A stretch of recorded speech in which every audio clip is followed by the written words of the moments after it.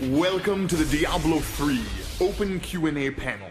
Here to answer your questions are Jay Wilson, Kevin Martins, Christian Leitner, Jason Regier, and Robert Breidenbecker.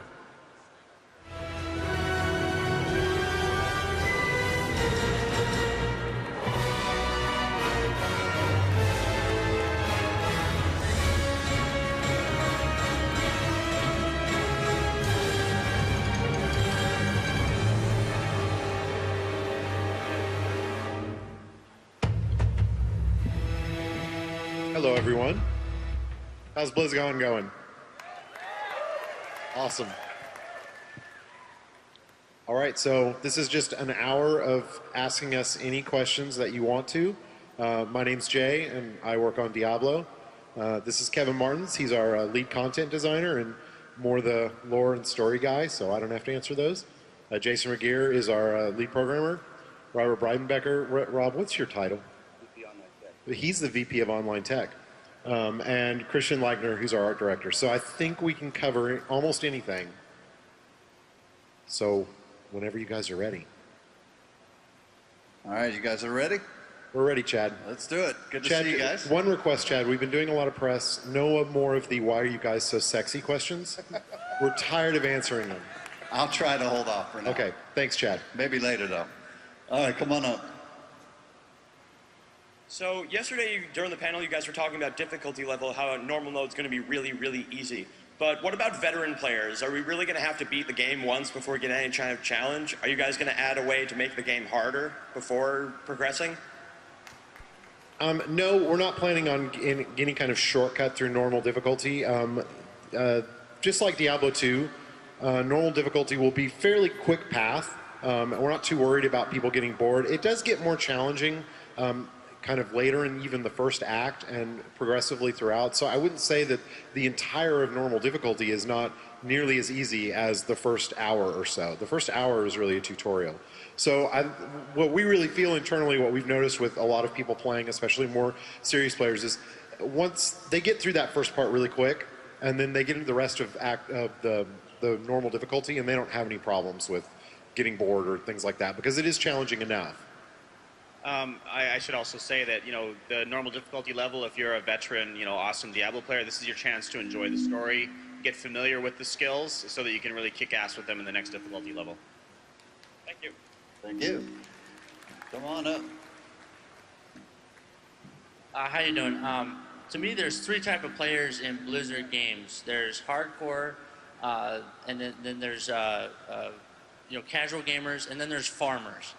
And with farmer being such a big industry, thanks to WoW, how do you guys plan on combating this? Because I know the farming industry is already looking at Diablo and going, how can we make some more money?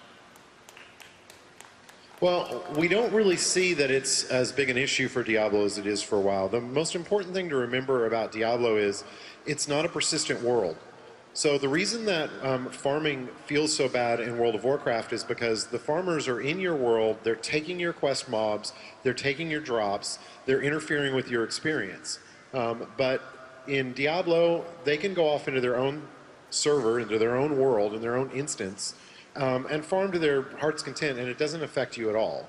So that's really the big issue in terms of, the downside of farmers is really their impact on the world more than anything else. So we don't feel it's going to be a big problem in Diablo.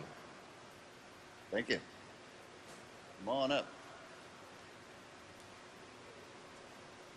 With the release of Diablo 3, I was wondering what the chat gem's going to do. I'm sorry, can you repeat? What's the chat gem do? What is the chat? Kevin, you want to take that? I still didn't understand the question. What? What's the chat gem do? It fulfills all your dreams. It fulfills all your dreams. That's Oh, that's, yeah. All right. Thank you. All right. All right. You guys made the followers more viable for endgame content, because the feedback wanted it. Is there any benefit, or is it even possible to get to the end of the game in Inferno without a follower? Yeah, it should be totally possible to The way we're trying to tune them is to make them viable, not required. So they do give some nice bonuses that any kind of, if you're super min-maxer, you're really going to want them there. But if you just care about, if you really don't like followers, and there are definitely people out there, is one of the reasons we originally considered not making them viable, then you should be able to play without them.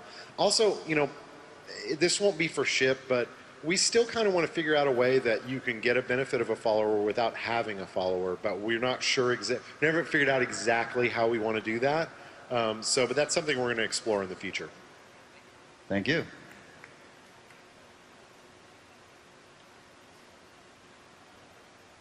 All right. Straight up question: is Diablo a girl?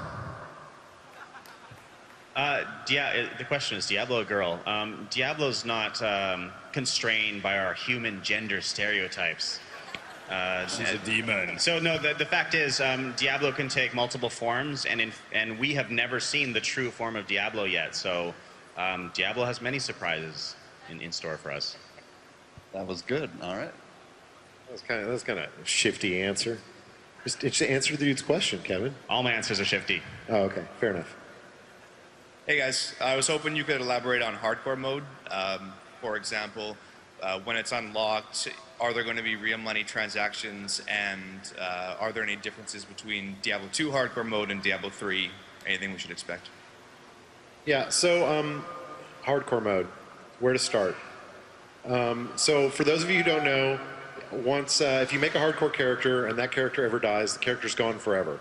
So the big things about hardcore's completely separated from the regular games, so they do have their own auction house, but it's a gold only auction house. They don't have a real money auction house, and they can't trade in any way with regular characters.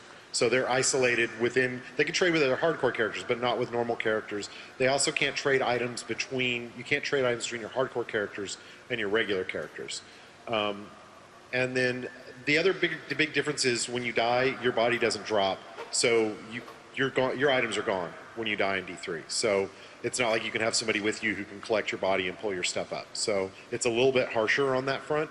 And then PvP is something we're still kind of internally debating. And I think the PvP strike team is really concerned that if we have you die permanently in an arena, then hardcore players will never play arena. And I think that's probably a good point. I still feel like there needs to be some kind of way to do hardcore dueling. So we're thinking about how we could allow that.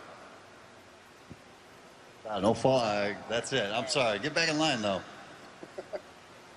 Wow, Chad. Cracking the whip. It's not my fault. Hey guys, I got a couple questions about Inferno mode. First one, do you expect fresh 60s to be able to succeed in Inferno? And two, do you ever plan on nerfing Inferno to make it more accessible to the casual players? So I didn't get the first part of the question. Do you guys expect fresh 60 characters to be able to succeed in Inferno? Okay. No. We expect you will have to farm hell. So, and will we nerf it for all the noobs out there? Probably not. Hey, calm down. We said it was going to be hard. We had a video and everything. Jeez. Probably not. I wouldn't promise that we'd never nerf it, because certainly we've seen, like, in the development of World of Warcraft, we've seen like super hard bosses show up, and even the most hardcore of the hardcore go, okay, he's a little too hard. So I don't want to say that we'd never nerf something, because it could be too hard even for the super hardcore. But we won't nerf it to make it casual. Thank you.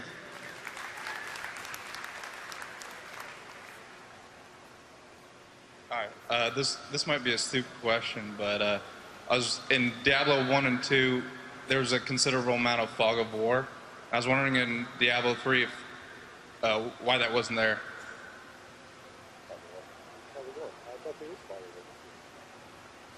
Oh, I guess there's not as much. There is fog of war in Diablo 3. Yeah.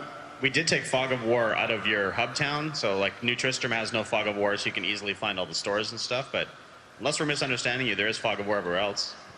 I mean, we changed the reveal distances. They may not be consistent with Diablo 2. Yeah. Or do you mean the light radius? Yeah. Around the light radius. Okay. Yeah, I guess.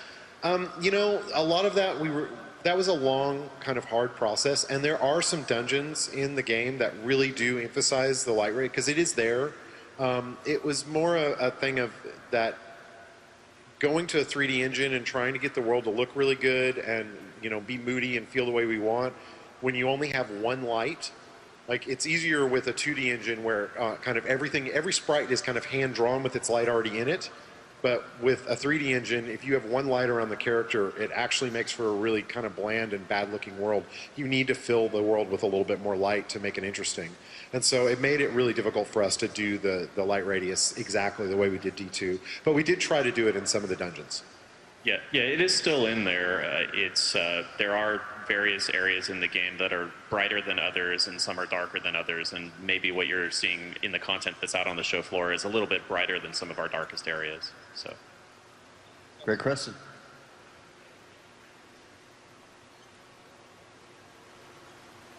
Hi. With respect to randomization in dungeons, there are some areas in Diablo 2 that can be frustratingly convoluted. And I was wondering, like, why would you make a jail like that, or the catacombs?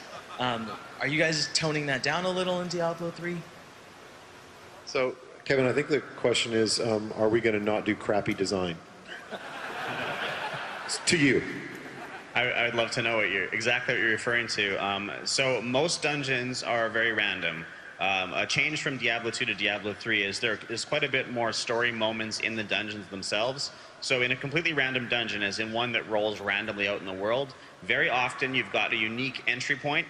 Say the Idol of Ragnar, there's a guy named Poltar who's a treasure hunter, and he gets into these old ruins and he can't get through on his own. So it's an escort mission, and it concludes at the end. So there's random dungeon in between, but he's got a set starting point and a set final room, and the quest concludes. In other cases, like you'll see in the beta, we have some levels that have very little randomness, like the Templar level. So you acquire the Templar in that level. He's got his little story moments, his open room. But even in there's some randomness in between the first room and the end room. He's got a much bigger set spot because he's got to get his armor and have his rescue scene, and then have his final confrontation with Jondar and ultimately kill him. Spoiler! So I'm not sure if I answered your question. There's still a ton of randomness, especially in the dungeons. All right, thank you.